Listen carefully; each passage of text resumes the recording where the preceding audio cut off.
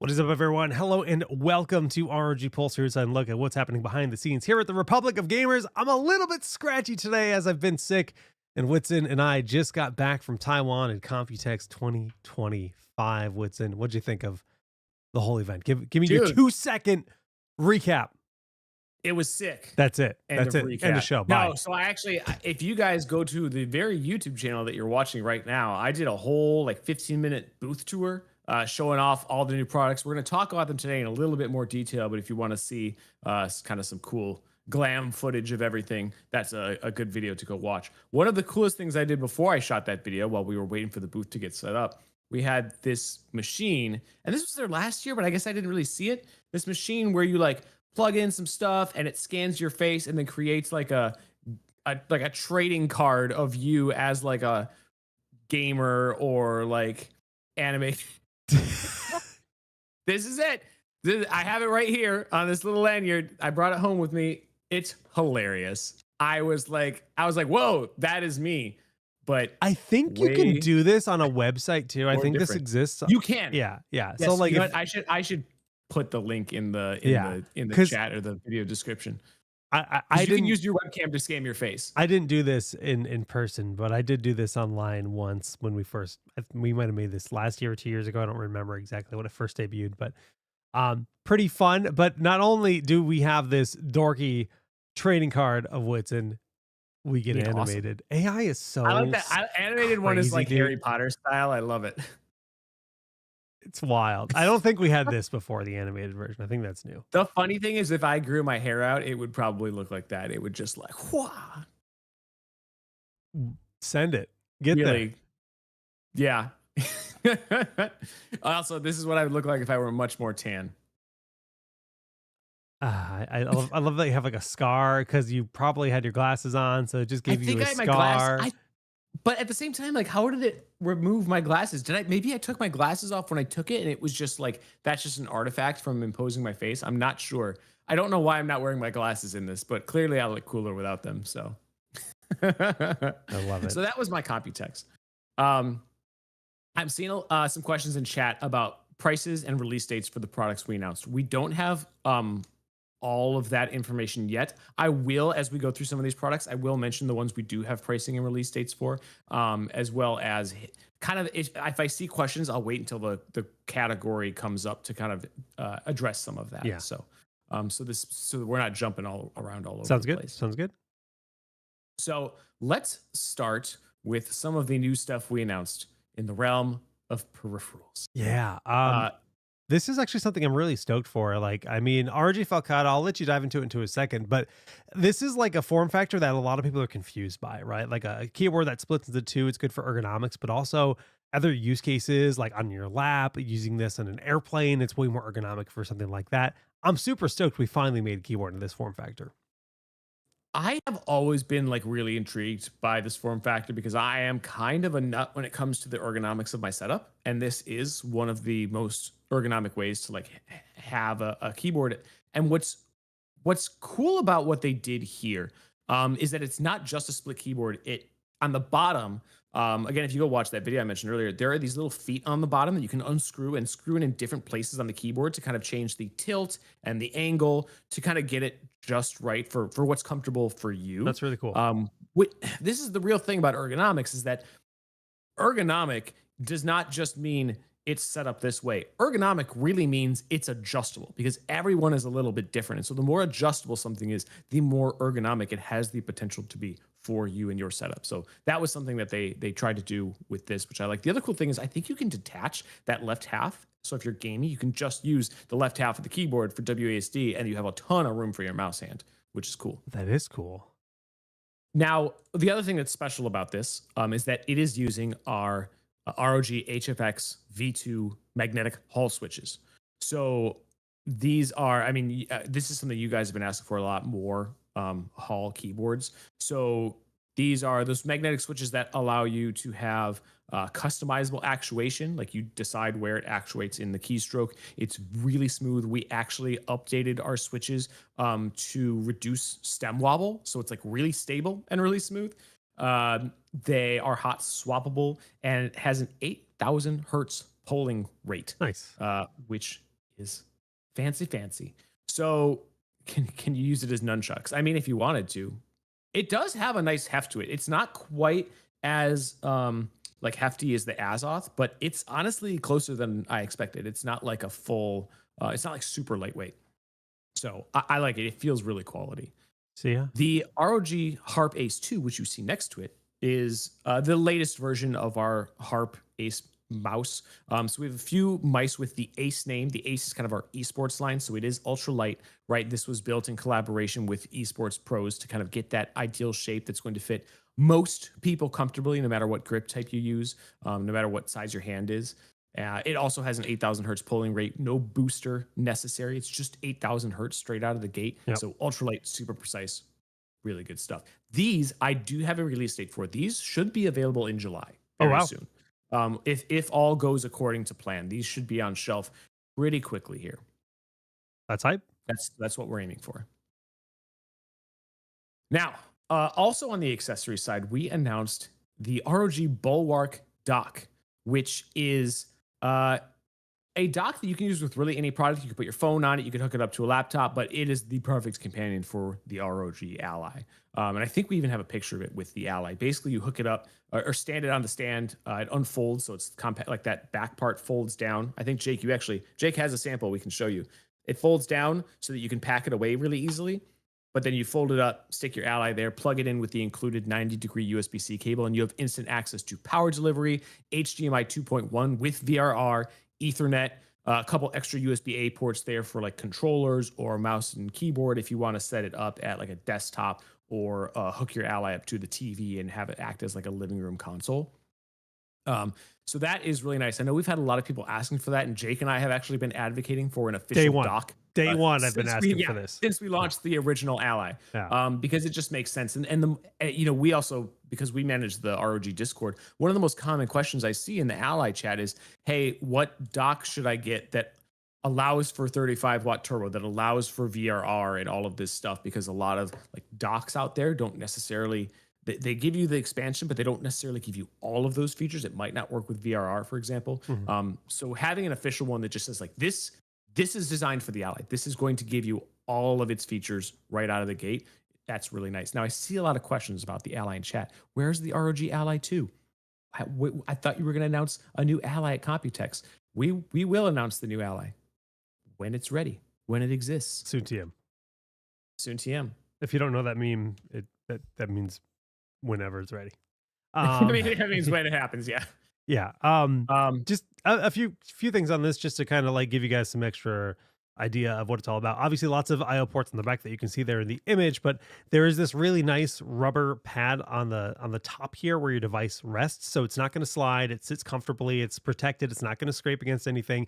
Same thing on the top there. It's got a nice little rubber bumper, so everything it's touching is rubber and protective and very comfortable. There's some RGB on the front when it's plugged in and lit up, and we'll do this little peel. Oh yeah, one less piece of plastic on there. Peel. And the device itself it's not heavy, but it's got some heft to it, so it's not going to slide around. It's going to sit. You're going to put it in your desk. It's going to have its spot. You're going to dock your unit on it, and it's perfect. It's exactly what I wanted out of this product. Conga Maniac noted in Twitch chat that he has the original charging dock already, but this is good for a permanent TV dock. We also did announce a new version of the charging dock that's a little bit bigger, and I think it's like 100 watts, since the Ally X does support 100-watt power delivery for faster charging. So we have an updated version of that regular brick as well. I think it has one more USB port, the new brick. I think yes, I believe it does. Yeah. Von Stein says pricing release date for the dock. I don't know yet. I don't have that info. Pricing and availability is also going to vary for a lot of these between country to country, especially with some of the tariffs happening in the US and stuff like that. Like we just don't, we can't. It's a big question mark. Necessarily guarantee everything just at this exact moment. Yeah. Okay. So moving on to some bigger stuff. Bigger in size, literal size.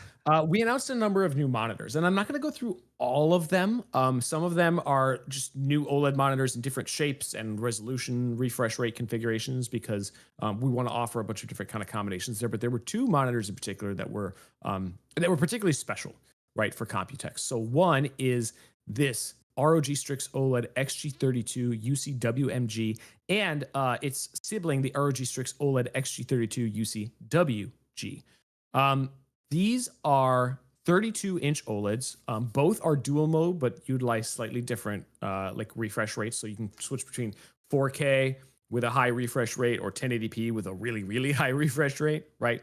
We announced that last year. This is another version of that. But what's special here is that this model uses our new true black glossy coating on a WOLED panel. This is something a lot of you guys have been asking for. I see it in chat all the time when we are streaming. People are like, hey, more glossy OLEDs. I don't like matte. I want glossy. Glossy, please. And our team apparently went, okay, you want glossy? We're going to give you the glossiest panel you could possibly make. And they just threw all the gloss at it because this is not just your standard glossy panel.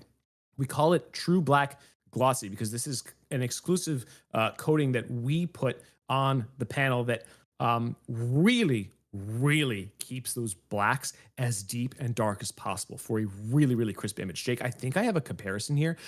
There are some good videos from different YouTubers that were Computex showing this as well. But we had a demo set up with 3 different OLEDs of ours next to each other, 3 different 32-inch OLEDs.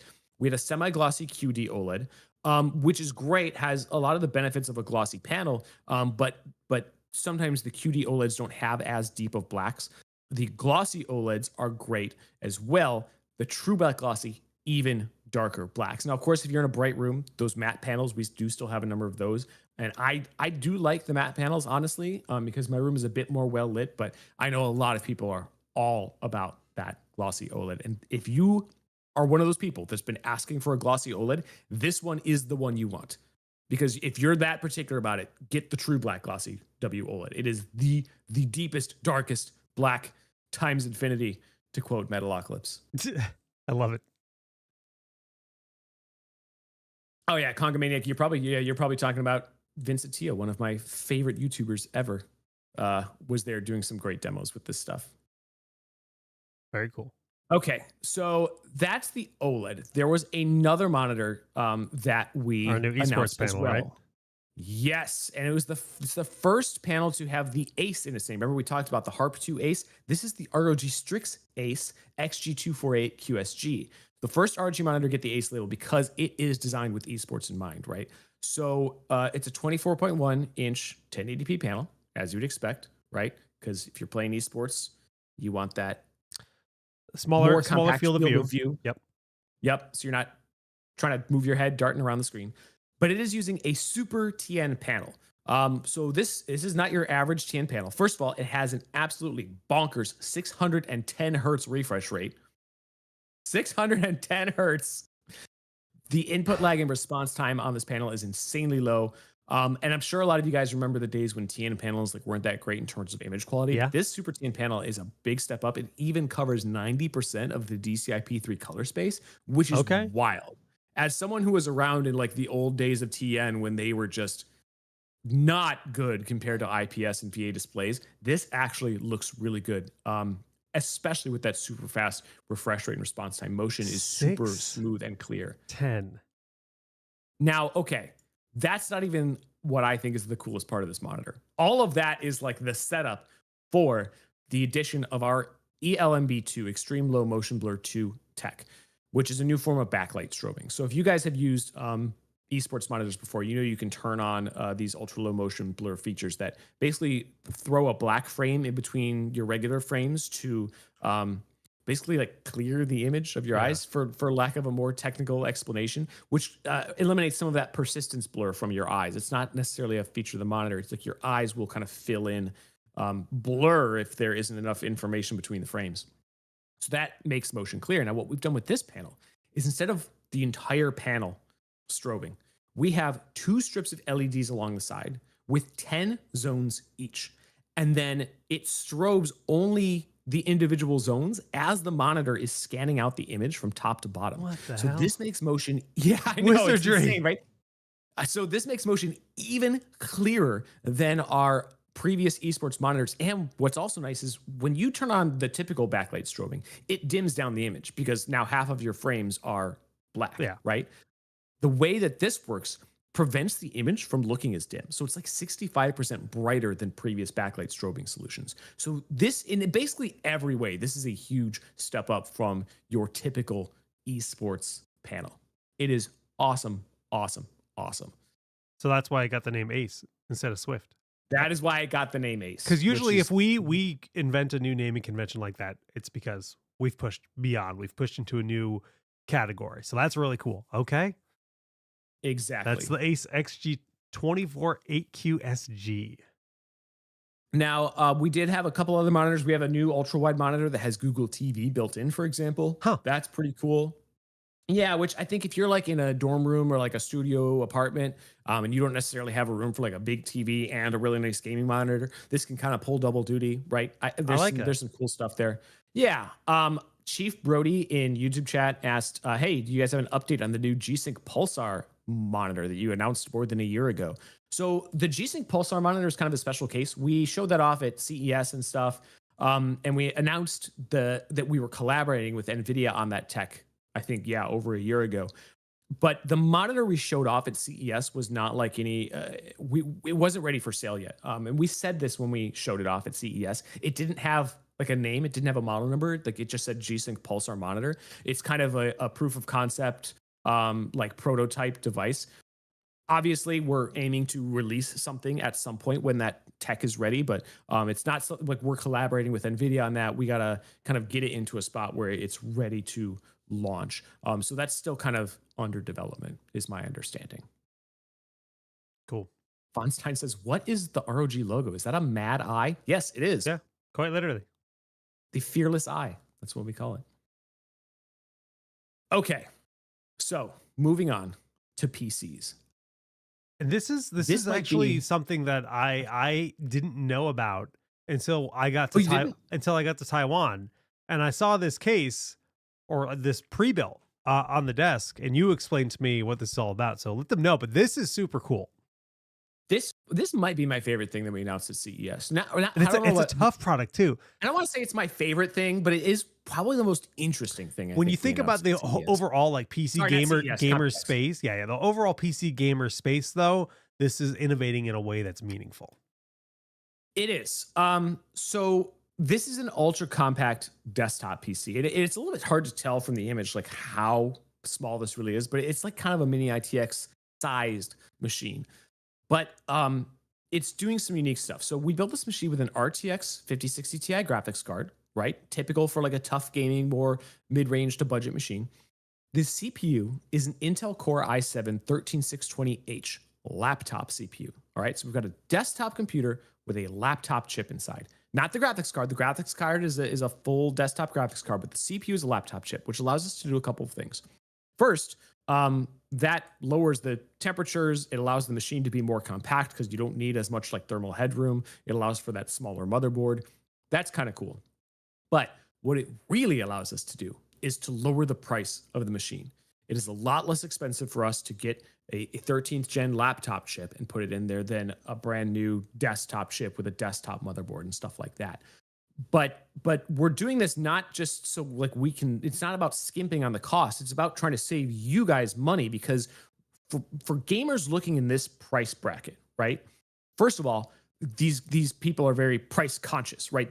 The gamers that are buying a computer at this price are usually going into a place like Best Buy, looking at the specs, looking at the prices, and usually buying the cheapest machine that has the specs they want. If you have two machines with the same specs and one of them is $300 more expensive, a lot of people don't understand what they would be getting for that extra $300. Right. We've talked a little bit about this before.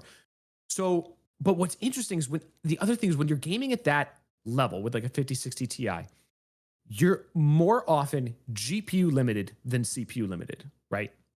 Your GPU is the thing that is driving that final FPS value. So when it comes to gaming, this PC should still perform pretty similarly to other 5060 Ti equipped machines. Okay? Even if that other machine has a more powerful CPU, the gaming performance is going to be basically the same. So you're saving that money while getting the same performance. We were able to push the wattage on that CPU a little bit higher because of the thermal headroom of the desktop case. You can see actually there's no like big CPU cooler on there. There's some heat pipes that go to that Right. heat sink on the back, that exhaust fan.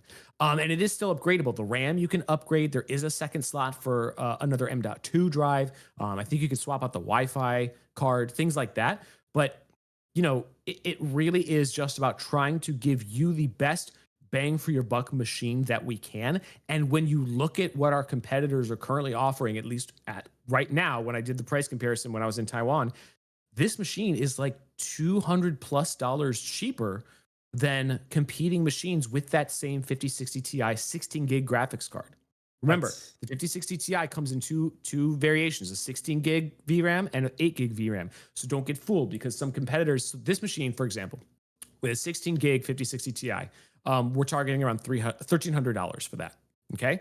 Which in this market is pretty good for a 5060 Ti equipped machine. yeah. Other competitors are either offering a 16 gig 5060 Ti for like 1,500 or more, or for the same price as us, they're offering a 5060 Ti 8 gig graphics card.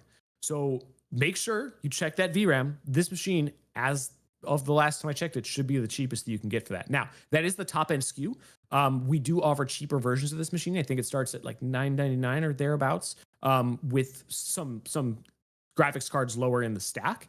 But that 5060 Ti 16 gigabyte model is a good sweet spot for the price to performance that you're giving and the longevity. And that's another question that I got about this a lot was, okay, so what about upgradability? I can't upgrade my CPU. The reality is, A, most people don't upgrade their CPU. B, most for Intel machines in particular, you can only upgrade your CPU for 1 year before it switches to a new socket anyway. And three, most gamers in this price bracket, at least from my kind of anecdotal experience and watching people in the Discord and on Reddit and stuff, people in this price bracket aren't going to throw money at a new CPU in a year or two, because right, they're more budget conscious. They're going to buy as much machine as they can afford today, and they tend to stretch that machine out as long as it will go. Right. And again, if you're GPU bound, you're going to get more bang for your buck by upgrading the GPU than you would the CPU anyway. And the GPU in this is upgradable if it provided, you get a GPU that can fit inside that space.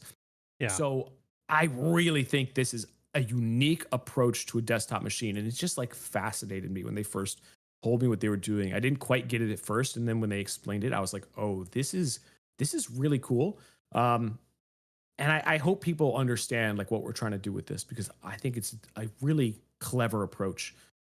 Agreed. And granted, I don't think a lot of our regular audience are necessarily the right clientele for this product, right? This is a tough machine. This is the ROG channel. But that being said, if you have a friend, or if you're trying to convince someone to get into PC gaming, or someone that's kind of on a budget or not convinced or whatever, this is a great option for that kind of user. Even like if I was just buying my first PC, this would have been amazing, right?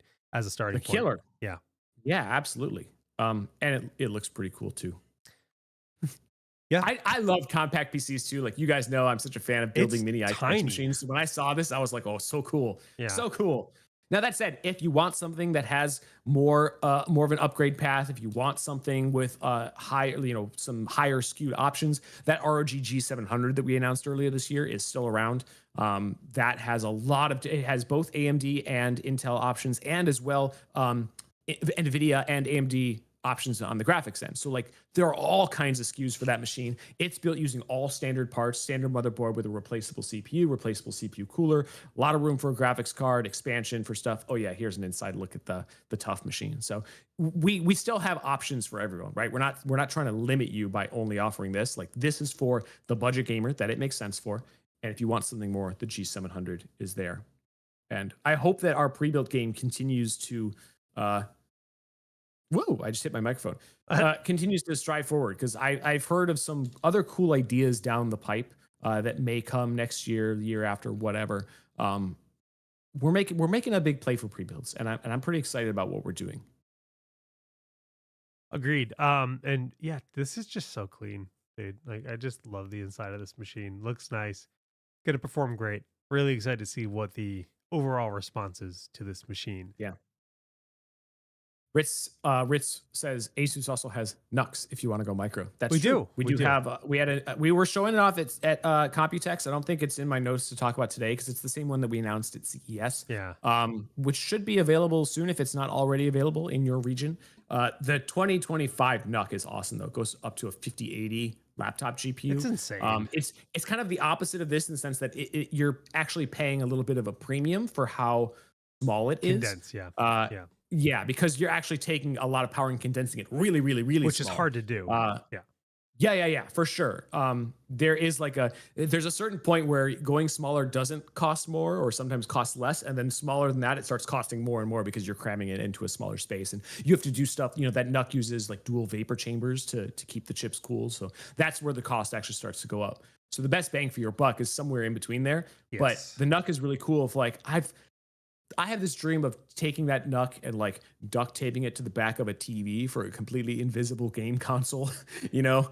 But I've also heard about people using it to deck out like an esports center at a school, right? That has an esports program. You can fit a lot of machines in a computer lab if you're using something like that NUC. So there are some really kind of unique use cases for that. Absolutely. Yeah.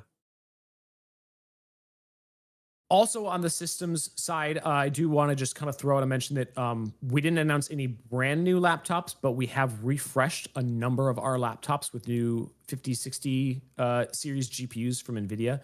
So we have even, because NVIDIA just announced these 5060 chips. So now we have even more entry points into these lineups for gamers on any budget, which is always nice to see. Yeah, I'm just gonna give a quick shout out to the Z13 because I haven't Oh, streamed I didn't mean to on. send you that image. Oops. Oh, it's okay. It was there, so now it's here. Yep. But sorry for coughing into the microphone. I'm trying to not do that. The Z13 is something that I haven't really gamed a lot on this year. The new refresh of Z13, and I played a ton of Clair Obscure on it on my flight and in Taiwan, and like that thing is ridiculous. Like the performance is so good. So big fan of the new Z13 People, I've been hearing a lot of good feedback for the new Z13 too. People are pretty into it. for good reason. All right, getting closer to the end here, we do have a new router, and ordinarily, I don't think I have we a don't router spend a pick. ton of time talking about. Oh, Tragic. did I not send you the No, router there's pick? no router pick. Tragic. Ooh. All right, well, is what it is.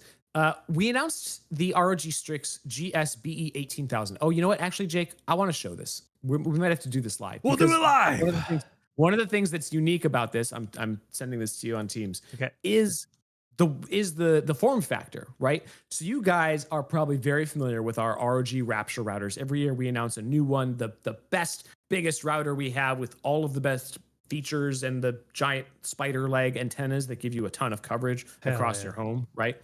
So for Computex, we announced kind of the opposite. Not a budget router, a nice router with all of those features, but in a much more compact, kind of understated form factor. It uses internal antennas instead of those spidery antennas. Here we go. Thank you, Jake. It almost looks like a tiny desktop PC or a NUC, but it is in fact a router. Now, here's what's cool. I can dig A it. lot of the same features you want, tri-band Wi-Fi 7, all that good stuff. The internal antennas are nice if you want a sleeker look. But the other thing that it has that is new to our router lineup is AFC, or automatic frequency coordination. So those of you who are kind of into networking may know when the 6 gigahertz band first became available for Wi-Fi devices to use, there was a concern because there are other organizations using that band, like satellite operators, government services, things like that. So router manufacturers, including us, had to limit the power of the transmissions along that 6 gigahertz band so that it didn't interfere with some of these more crucial services.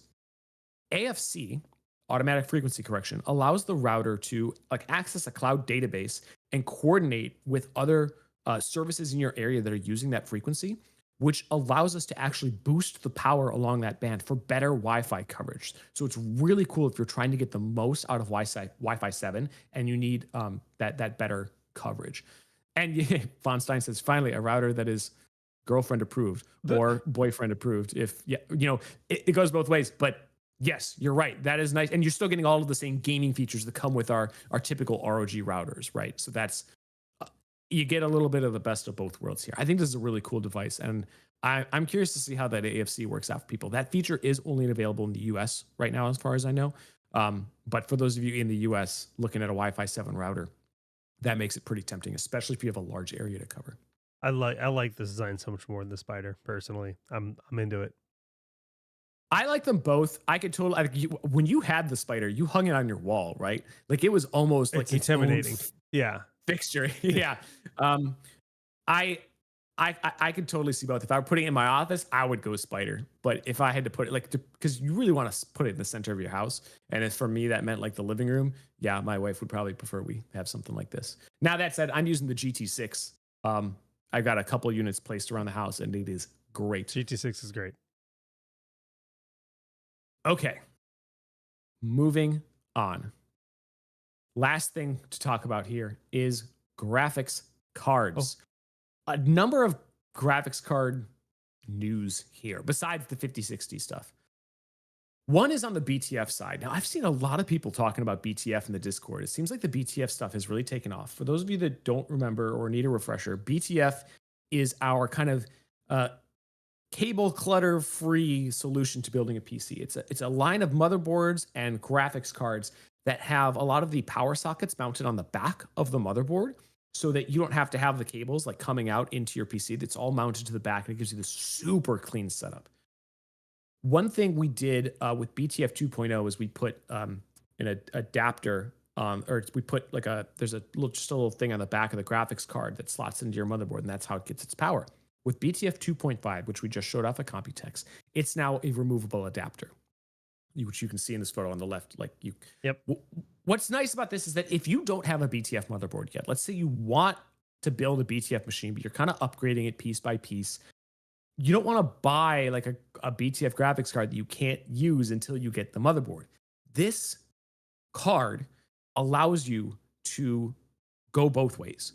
You can use the standard 16-pin cable if you don't have a BTF motherboard, and then when you upgrade your motherboard, slot that little adapter on, plug it in, and now you're getting 600 watts of power through the motherboard. The adapter is actually capable of 1,000 watts, Wow. but right now the motherboards that we're offering are only 600 watts, so it gives you a little bit of that kind of headroom, and safety for power distribution, which I know is important to a lot of people. Some of you may be asking, what happens if you use that adapter and plug in the 16-pin cable? Nothing happens if you do that. But theoretically, in the future, we could, release a BIOS update or something like that allows you to draw power from both places for like extra overclocking headroom or something like that. But that's not something that we offer at the moment. So there's a cutoff built into there. So if you were to plug in both at the same time, nothing would happen. Makes sense. Why can such an adapter not be purchased as an after sale? Great question, Michael. The reason is that you can see that on the left side here, so you see where the adapter plugs in, the pins on the graphics card PCB itself are recessed to allow room for that adapter. The previous generation of BTF cards don't have that. It's not recessed. It comes right out of the PCB to where it would need to slot into the motherboard. The same thing with other like standard non-BTF graphics cards don't have that circuitry on the board. Like this was something that we had to change the way that the PCB was laid out to make this even possible. So all very logical. says, will there be a new PC case this year, or will the Hyperion be still around? The Hyperion is still around. I know that we have recently announced some new cases. Some new ones may be coming as well. Here's something about cases. We want to do a show about cases soon. Yeah. Because something that I realized, this is going off topic, but I do want to kind of mention it. Jake and I were talking about this recently. We were like, man, there aren't that many ROG cases. Like we have the Helios, which came out a few years ago. We have the Hyperion, which is a little bit newer, but that's really kind of it right now in terms of our current modern lineup. And what I realized is that we, ASUS, offer a lot more cases than just that. They just aren't ROG branded. But what's interesting about cases is that ASUS branded cases would also work really well with an ROG build.